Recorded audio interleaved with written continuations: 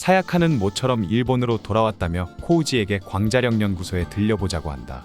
지금쯤이면 하늘을 나는 기계수에 대한 대항책이 준비되어 있을 수도 있었기에 코우지도 사야카의 의견에 동의하고 광자력 연구소로 가기 위해 브라이트에게 이야기하려던 그때 극동지부엔 또다시 경보음이 울리며 정체불명의 물체가 하코네로 향하고 있다는 보고가 들어온다.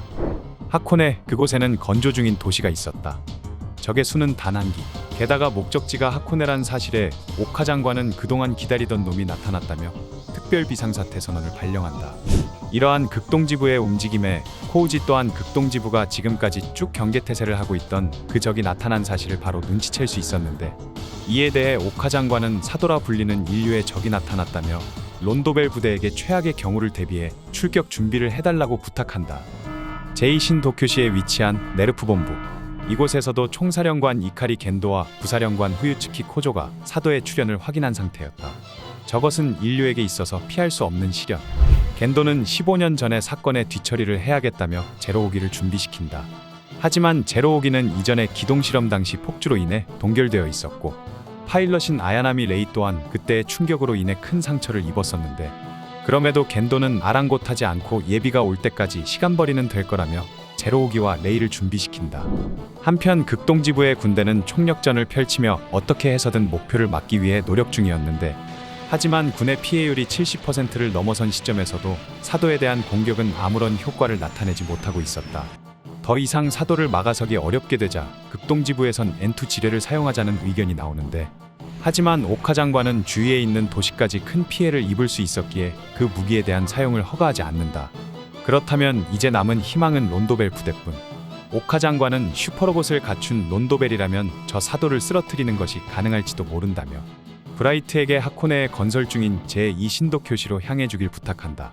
극동지부 군대는 피해율이 90%를 넘자 퇴각하기 시작한다. 하지만 사도는 여전히 이동 중이었고, 목표인 제2신도쿄시 지하에 위치한 지오프론트에 도착까지 앞으로 500초가 남았을 뿐이었다. 제로호기 기동까지는 620초. 겐도는 제1종 전투 배치를 지시하지만 이분의 시간 동안 요격 시스템이 버틸 수 있을지 알 수 없었다. 다만 사도의 출현을 알게 된다면 곧 감시자와 방관자가 올 거라며 그들이 시간을 벌어줄지도 모른다고 하는데, 한편 네르프 전술작전부 소속 카츠라기 미사토 대위는 이카리 신지라는 소년을 네르프로 데려가기 위해 찾고 있었다. 이카리 겐도의 아들인 신지는 아버지의 부름에 이곳에 오긴 했지만 몇 년 동안 자신을 방치했던 아버지를 원망하고 있었는데, 갑작스런 폭발음과 함께 사도가 나타나고 신지는 처음 보는 광경에 몹시 놀란다. 그리고 그때 충격의 알베르토가 나타난다. 알베르토는 사도를 보자 저것이 정말로 인류의 적인지 시험해봐야겠다며 접근하는데, 그리고 사도와 맞짱 뜨는 알베르토. 그는 사도와의 전투를 통해 사도에겐 무언가 강력한 배리어가 있다는 것을 알게 된다. 한편 네르프 본부에선 사도와 맨몸으로 싸우는 사람을 보고 경악을 금치 못하고 있었다. 겐도는 그런 진기한 짓거리를 할 수 있는 것은 놈들밖에 없다고 말하는데, 겐도는 이러한 자들을 방관자라고 부르고 있었다. 어쨌든 알베르토 덕분에 제로호기 발진까지 시간을 벌 수 있었고, 그 사이 제로호기의 기동 준비가 완료되자 겐도는 즉시 기동을 지시한다.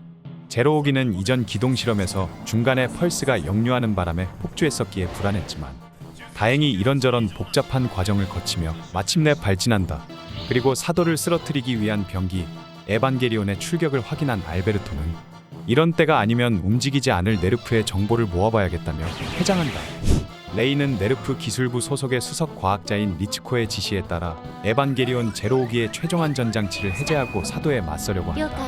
그리고 이런 제로호기를 바라보고 있던 신지를 미사토가 발견하고, 때마침 브라이트 함장이 이끄는 론도벨도 도착한다. 기계수와 닮은 것 같지만 생물에 가까운 그러한 존재. 론도벨에선 처음 보는 사도에 대해 이런저런 이야기가 오가는데, 그러던 중 사도 요격을 목적으로 하는 연방정부 직속의 특무기관 네르프의 사령관 이카리 겐도로부터 연락을 받게 된다. 브라이트는 겐도에게 사도의 정체에 대해 물어보지만 겐도는 그것에 대해 대답할 필요는 없다며 자네들은 사도를 쓰러뜨릴 수 없으니 사라지라는 일방적인 메시지만 전달하고 통신을 끊어버린다. 하지만 오카 장관의 명령으로 이곳에 온 이상 그냥 돌아갈 수는 없었기에 브라이트는 전기 출격시키며 사도라 불리는 물체를 공격하라고 명령한다. 한편 미사토는 신지와 함께 서둘러 네르프 본부로 향하고 있었다. 신지는 자신의 아버지가 인류를 지키는 큰일을 하고 있다는 것 정도만 알고 있을 뿐 자세한 건 알지 못했는데, 아버지가 용건 없이 편지를 쓸 리는 없었을 거라며 자신이 뭔가를 해야 할 거라는 걸 미루어 짐작하고 있었다.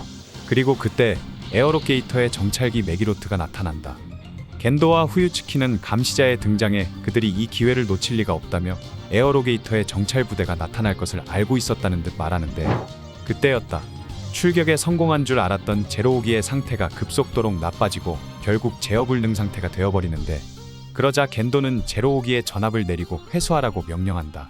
갑자기 퇴각해버린 제로오기. 그러자 에어로게이터의 정찰기들도 퇴각하는데, 이들은 단지 에반게리온의 정찰을 목적으로 이곳에 온 것이었을까? 한편 론도벨에선 제로호기와 에어로게이터의 퇴각에도 상관없이 사도를 쓰러뜨리는 게 우선이라며 예정대로 전투를 준비하고, 겐도 역시 또 한 명의 예비가 있다며 뒤는 론도벨대에게 맡기기로 한다. 그런데 론도벨대의 통상적인 공격은 이전 연방군의 공격과 마찬가지로 사도에겐 통하지 않았다. 이러한 이유가 사도에게 배리어 같은 게 존재하기 때문이란 걸 공격을 통해 알게 된 론도벨에선 화력을 집중시켜 사도가 가지고 있는 배리어의 방어력 이상의 공격을 가해 뚫기로 한다.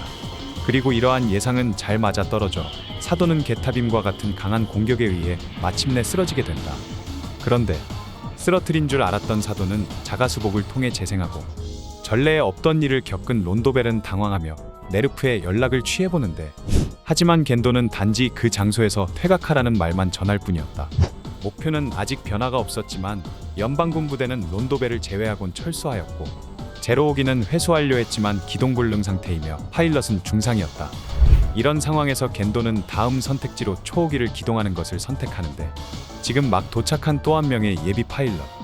겐도는 후유츠키에게 뒤를 맡긴 채 자신의 아들인 이카리 신지를 만나러 간다. 3年ぶりの対面か。